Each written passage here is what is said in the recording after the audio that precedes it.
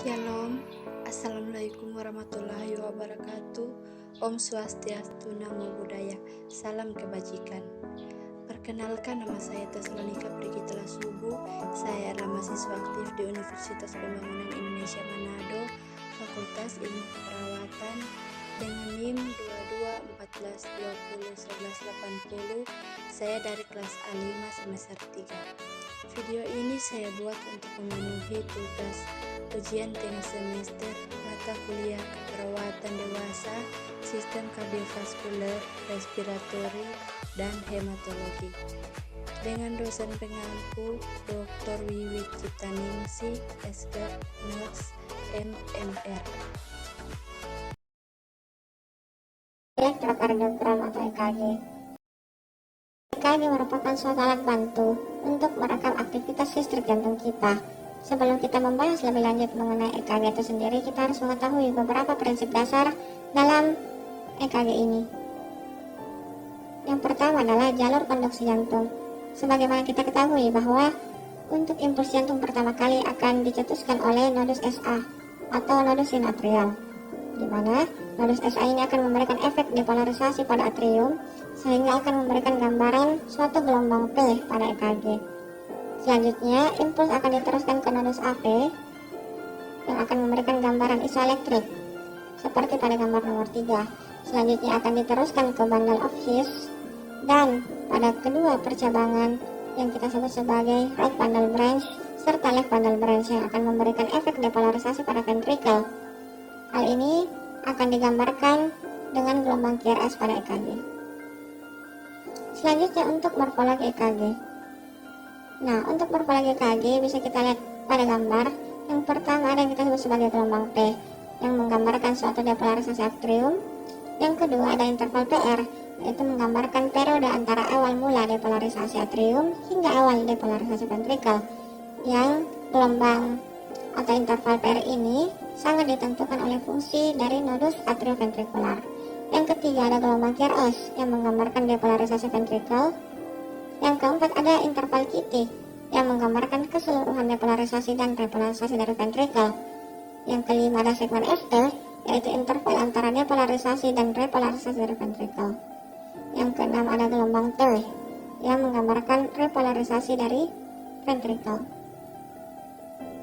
Selanjutnya kita akan masuk ke pemasangan dari EKG. Nah, untuk pemasangan EKG, kita yang pertama akan membahas mengenai sadapan ekstremitas. Nah, di sini ada 4 alat yang akan dipasang pada masing-masing ekstremitas. Yang pertama adalah warna merah yang akan dipasang di tangan kanan. Selanjutnya ada sadapan warna kuning yang akan dipasang pada tangan kiri. Selanjutnya ada juga sadapan warna hijau yang akan dipasang di kaki kiri, serta untuk sadapan warna hitam yang akan dipasang di kaki kanan. Setelah kita memasang sadapan ekstremitas, kita akan lanjut memasang sadapan prekordial. Yang pertama adalah V1. V1 itu sadapannya berwarna merah yang kita pasang di CS4 linea parasternalis dextra. Selanjutnya ada sadapan warna kuning, itu untuk V2 yang dipasang di CS4 linea parasternalis sinistra. Selanjutnya kita memasang V4 terlebih dahulu, yaitu di ICS5 linea midclavicularis sinistra. Lalu kita lanjut memasang di V3, jadi V3 itu dipasang di antara V2 dan V4. Selanjutnya untuk V5, di mana warna V5 itu adalah warna hitam, itu dipasang di ICS5 linea axillaris anterior sinistra. Yang terakhir ada V6, itu berwarna ungu, itu dipasang di ICS5 linea axillaris media sinistra. Selanjutnya kita akan masuk ke kalibrasi EKG. Jadi untuk EKG kecepatan normalnya adalah 25 mm per detik, dimana untuk setiap kotak kecilnya itu panjang kali lebarnya adalah 1 mili dikali 1 mili.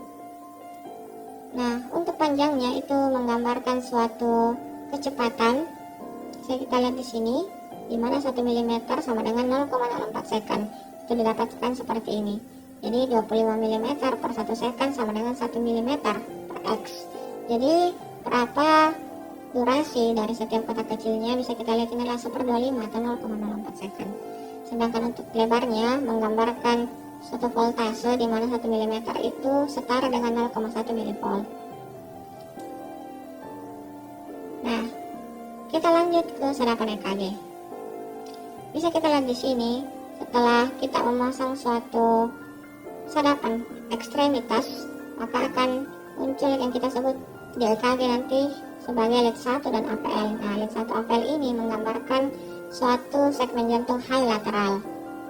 Selanjutnya ada 2-3 AVF, itu menggambarkan inferior, di mana sebenarnya kalau kita nanti membaca EKG, kita biasanya melihat di lead 2. Karena lead 2 bisa kita lihat di sini menggambarkan arah jantung yang paling optimal.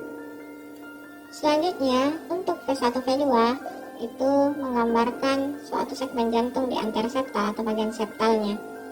Lalu V3 V4 menggambarkan anterior, V5 V6 akan menggambarkan lateral atau bagian dari sisi kiri jantung.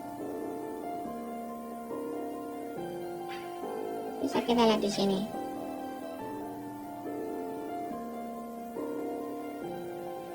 Baik, kita bisa melihat contoh. Jadi bisa kita lihat di sini untuk sadapan. Jadi lead 1, 2, 3 AVR, AVL serta AVF merupakan sadapan dari ekstremitas. Selanjutnya V1 sampai V6 menggambarkan sadapan prekordial.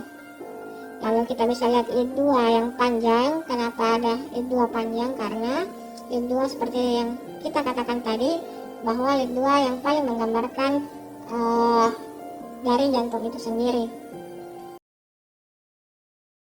Selamat datang di Universitas Pembangunan Indonesia Manado yang terletak dekat dengan kawasan bisnis Bahu Mall Manado. Tempatnya di Kelurahan Bahu, lingkungan 3 Manado, sangat strategis di pusat kota Manado.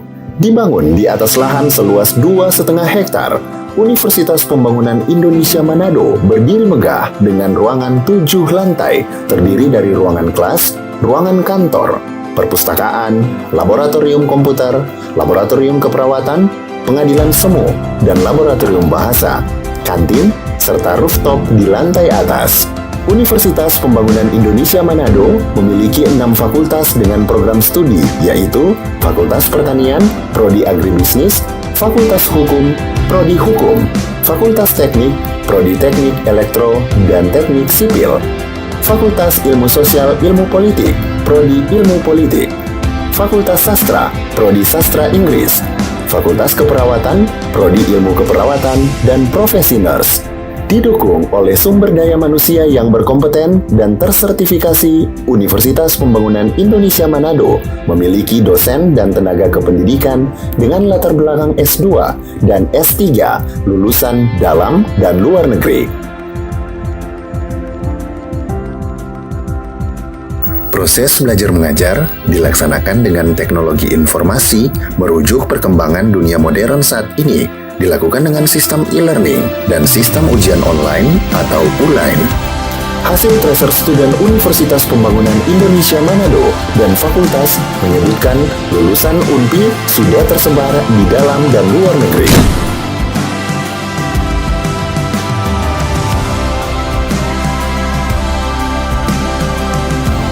Selamat bergabung putra-putri terbaik bangsa. Kembangkan dirimu, raih cita-citamu setinggi bintang di langit. Kami siap menghasilkan generasi terbaik dan pemimpin di masa depan.